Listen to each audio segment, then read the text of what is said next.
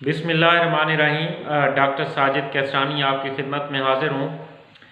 तमाम दोस्त जो इस वक्त मेरा चैनल देख रहे हैं, आपसे गुजारिश है कि मेरा चैनल सब्सक्राइब कर लें और बेल आइकॉन प्रेस कर लें। शुक्रिया दोस्तों। आज का मेरा टॉपिक है सीटान्यू टैबलेट जो है 10 mg की टैबलेट। तो इसके अंदर जो साल्ट है इससे टाइलोप्राम है। तो ये सेटेलोप्राम जो है ये एंटी डिप्रेसेंट ड्रग है। बेसिकली डिप्रेशन हो, एंग्जाइटी हो तो उसमें ये इस्तेमाल होती है गोली।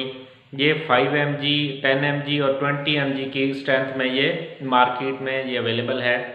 ये एक बेहतरीन और इफ़ेक्टिव जो है ये दवाई है और मेनली इसका जो इस्तेमाल है एंटी डिप्रेसेंट के तौर पे इस्तेमाल होती है।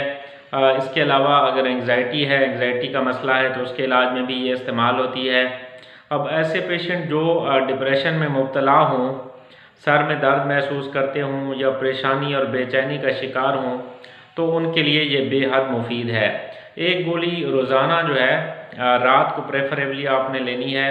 रात को सोने से पहले आप एक गोली जो है वो लेंगे तो ये आपको जो है जो एंग्जाइटी, डिप्रेशन वगैरह की जो स्टेट्स हैं इस तरह की, उसमें ये बेहतरीन जो है ना ये मौसर है। तो ये सीटान्यू के नाम से जो मार्केट में अवेलेबल है टैबलेट, हिल्टन कंपनी ये बनाती है। तो ये एक अच्छी कंपनी है।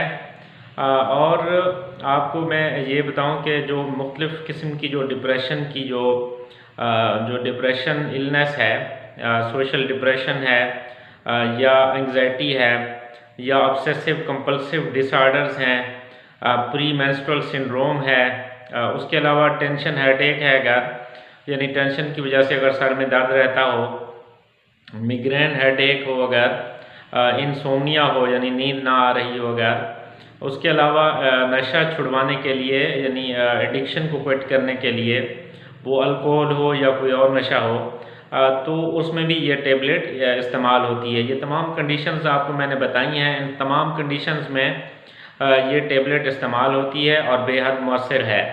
तो इसके कुछ साइड इफ़ेक्ट्स भी हो सकते हैं इस गोली के।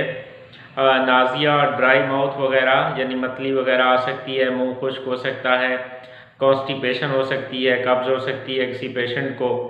उसके अलावा ट्रबलसम स्लीप काज कर सकती है किसी पेशेंट को।